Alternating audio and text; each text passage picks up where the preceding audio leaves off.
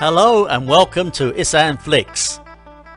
Today I shall talk about a little of what I know about the history and evolution of Thai houses, and in particular to those built in Isan. Most early Thai Isan architectures were built entirely of wood, but unfortunately most have disappeared over the years. Centuries of migration from nearby Laos has helped shape the architecture of Thailand's northeast. Unfortunately, the region has chronically been hit by economic hardships resulting from drought, poor soil, and once a less developed education infrastructure, especially in the rural areas. Thus, its architecture is simpler and less elaborate than elsewhere in Thailand. However, that is not the case today. Where it is said that northeastern style houses are similar to central Thai houses. They were built of wood on stilts, but their roofs featured a gentler slope since there is less rain to cope with. Thatch and corrugated iron roofs are more common in Isan than other regions. Walls were built perpendicular, not slanted, and often made of simple wood planks rather than the prefabricated panels used in other regions. Homes were usually built in a compound structure, starting with a main cabin and then eventually a second cabin may be added as the family grows, and so on. Isan, as the northeast region of Thailand is generally known as, is bordered by Laos to the north and the east, and by Cambodia in the lower east. Isan covers about a third of Thailand, and again is home to about a third of the Thai population, so it is said.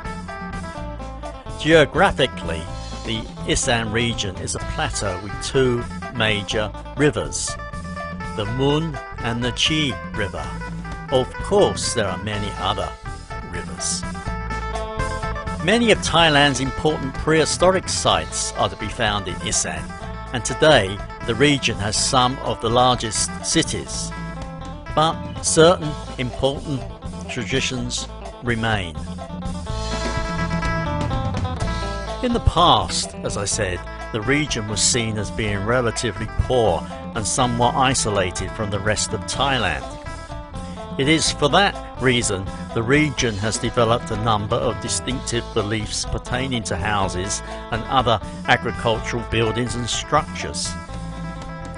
Before the 20th century, the region was covered in forests, which provided a readily available source of timber. As I said, about 1/3 of the Thai population lives in Isan. They belong to diverse ethnic groups, the majority of which are Thai Lao speaking groups, and the other are the Mon Khmer speaking groups.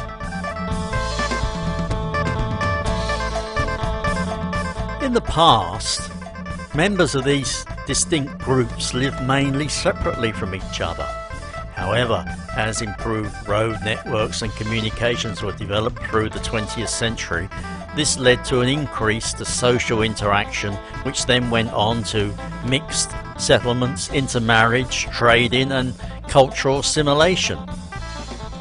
Some of the groups had lived on the mountain slopes and in the forests, and were mainly hunter-gatherers with some simple forms of farming. The lowlanders, if I can call them that, had made their livings from agriculture, such as rice and crop farming, occasionally supplemented by food gathering in the streams and fields and forests around them. The lowlanders' settlements had tended to be more clustered and more permanent to those of the highlanders. As a result of the groups mixing, the lifestyle of Isan peoples developed more unique architectural structures. Although less sophisticated than those their central region counterparts had, the beliefs and the way in which they reflect the social aspects of Isan life can make it a fascinating subject. House types in Isan were largely determined by the existing family unit and of course the availability of building materials and the local technology developed from beliefs and their house building experiences over time. The form of the house also reflected the different developmental stages of a family's lifestyle cycle. There was the STEM family consisting of the parents and their offspring and perhaps one son-in-law living in a large house. This resulted from an Isan custom where the new son-in-law lives in the house of his wife's parents. Then after time, the married daughter and her husband would build a place of their own and thereby establishing a separate household and forming a new nuclear family. The reasons for the split of the STEM family could have been due to the young couple to start their own family, or due to another daughter getting married, or even a conflict between the wife's family and the son-in-law. However, traditionally, only one son-in-law would live in the parents' house. Therefore, when a new son-in-law came along, the old one would move out. However, before this happened, the first couple would have had time to accumulate enough materials to build their new home. Then when the time came to move into the new house, with perhaps some rice fields given to them by their parents or even some inherited property. Although if the couple had to make a sudden departure due to some conflict with the wife's parents, they would normally lose their share of any of the properties as a sort of punishment. But usually in the past, the style of house that the couple would build after splitting from the STEM family would largely depend upon the materials available. In the beginning, they might make or have built a sort of lean-to attached to the main house or to the family's granary, then later go on to build a more permanent house. This nuclear to STEM to nuclear family cycle relied on traditional beliefs in the house spirit as a controlled mechanism to oversee the son-in-law's conduct. As Isan's son-in-laws belonged to a different kinship group and therefore had a different house spirit. They had been accepted into the wife's family because of the work he had done to help out the family with, say, the rice farming or other agricultural activities such as clearing forests to make additional rice fields. The ritual of raising the spirit shelf at the back wall of a new house after splitting from the parents symbolises the family's independence and announced the beginning of a new family, which would develop into a STEM family in the future. In the past, the newly split nuclear family would begin to accumulate timber and other materials to build a more permanent house, usually done well before the eldest daughter reached a marrying age. This practice can be summarised by the sayings, bringing a son-in-law to look after the parents is like filling the granary with rice, or bringing in a daughter-in-law to look after family elders is like filling the house with sinister spirits.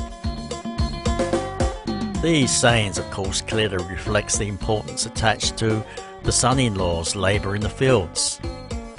Daughter-in-laws were prohibited from living with the husband's family for fear of conflicts which may arise between mother and daughter-in-law. Traditionally, daughters would stay with their mothers so they could be properly trained and supervised in housewifery duties.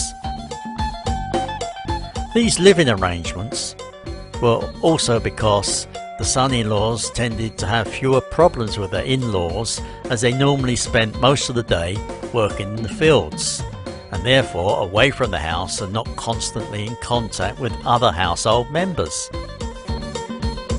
Of course, agricultural activities are not confined to just men, as during rice planting and harvesting the women also took part and still do today. When not helping in planting or harvesting the rice, Isan women were involved in weaving or basket making underneath the houses. Cotton trees were often grown in the compounds or villages, while silkworms are raised and fed on mulberry leaves. And then when the cocoons were ready, the silk was spun into threads before being woven into cloths for men or skirts for women, with the dyes for the threads and cloths coming from natural materials such as bark, indigo, fruits and beetles, and so on. So now I have stated what life was like in the days gone by in Isan. Let's talk about what the houses were like. Ideally, they were three-roomed houses built entirely of hardwood on posts, elevated above the ground to just above head height. The size would also depend upon the timbers available. Sometimes they would add a smaller house to the side, like a twin house, and be connected by a corridor. Sometimes the house would be on the same level, but some were built lower than the main house. The interior of these main houses was generally partitioned into 3 rooms, but not always, and may have had an open room, a veranda or balcony. Each of the rooms would have a specific function. The northern or eastern rooms was usually for the head of the house and had the shelf for the house spirit on the back wall as a symbol of authority and house ownership. This room was sometimes used for all the male family members, but off limits to son-in-laws. The room, say on the southern side of the house, would be for the daughter, and when married, shared with her husband. When a brother-in-law joined the family, any younger sisters would have to sleep in the central room, which was the parents' bedroom, who would then elect to sleep out in the big room or on the veranda or balcony. Of course I am generalising, but I hope you understand or have understood so far. The house built with 3 rooms were located side by side with an open or enclosed large room in front of them. But all this was dependent upon the size, and that depended upon the materials available, as I said. So, as the house looked like a rectangular wooden box, 2/3 of the floor plan is a large or an open type hall, with 1/3 is divided into, say, 3 rooms. The majority of the interior space is a common hall shared among family members.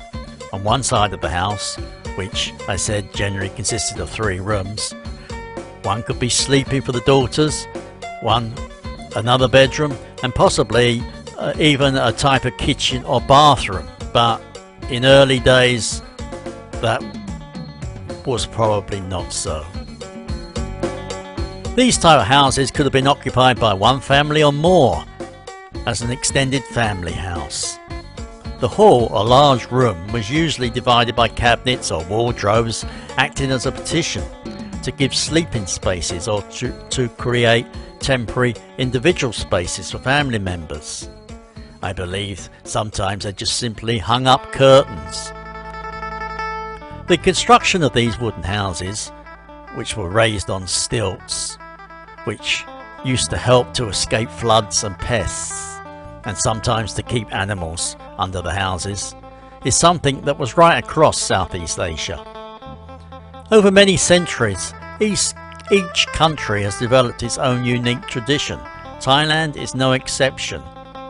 And indeed, each of the country's 4 main regions has developed its own distinctive style, making wooden houses of Thailand among the most widely diverse and beautiful examples of Southeast Asian architecture. I hope you have enjoyed this little talk, and if you did so, please give the video a thumbs up, share the video, leave me a comment, and let me know if you would like to hear or see more on Isan architecture. And of course, subscribe to the channel if you haven't already done so. That is it for today, so until my next video, when I shall be back out and about in Isan on my motor scooter heading off somewhere or the other to record what I see, it is a very goodbye from me.